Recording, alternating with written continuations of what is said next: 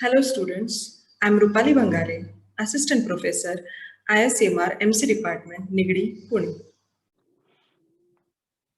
Today, we are going to learn about constructors in Java. Whenever constructor comes into the picture, what comes into your mind? You're constructing something. Of course, if you want to have object of a particular class, you need to construct that object. Now let's have a real world example of pizza. I know everyone likes the pizza. Whenever you order a pizza, then there might be some basic things which is required for a particular pizza object. What things are required? Which things are required? Pizza base, it should have a pizza base. It should have, let's say, cheese over it. It should have, let's say, sauce over it, and some basic ingredients are required. So these basic ingredients will generate or construct the object of that particular pizza. So like this, you can have a pizza object also. But now, always customer don't want the basic pizza. Customer wants his own customization implemented in my pizza. I want some toppings. That topping can include your pepperoni, or topping can include your pineapple, or it can include some more oregano, some more flavors. So I, or as a customer, few more customization can be added. So you can have some other object with some other initialization also. So this is how your constructor works in order to create object of a class with some different parameters. Now let's learn about the constructors which are available in Java. Just observe the code. What is there? Here you are creating the object of class box, but no constructor is mentioned in the code. Now constructor is not available and the box object is being created.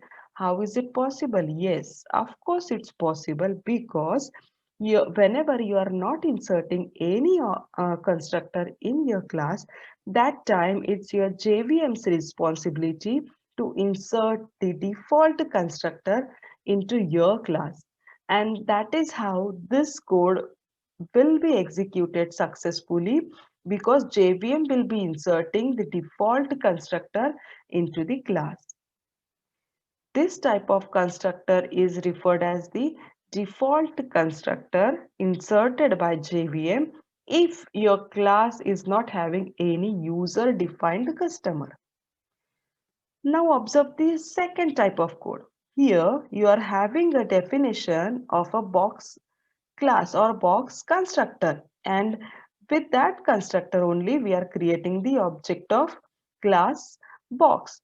Now this type of constructor is called as your the no argument constructor. Why it is no argument? Because you are not passing any argument to that particular constructor.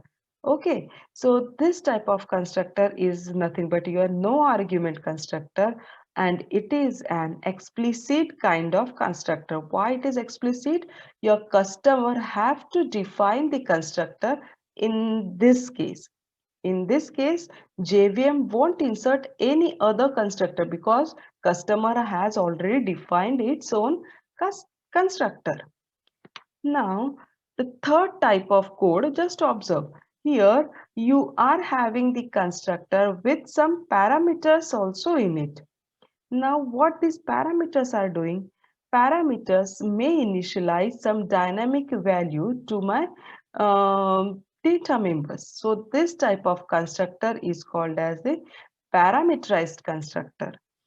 And this parameterized constructor is also an explicit constructor. These are nothing but the different types of constructor available in Java. Now let's implement all these things into the code. And now let's see what happens. It is not always possible to have the same size of boxes all the time. It is not possible to have different types of boxes, different size of boxes all the time. So I should provide a facility for my user where I will be writing multiple shape boxes, and user can select any of the constructor to construct its own blocks. Here you are having one box constructor with the dynamic parameters, and you are having the one other type of constructor with some static basic initialized shape of your box. Now here we are having more than one constructor at a time in a class. Of course it's possible, and it is successfully working also. Such type of concept is called as a constructor overloading.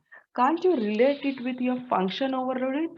Yes, of course, because you are having more than one constructor in a class with different signature. Yes, that is what our function overloading concept. Similarly, if you are having the same thing in constructor pattern, that's why this concept is called as your constructor overloading. That's all from constructor overloading and constructors in Java point of view. Stay tuned for my next sessions. Thank you.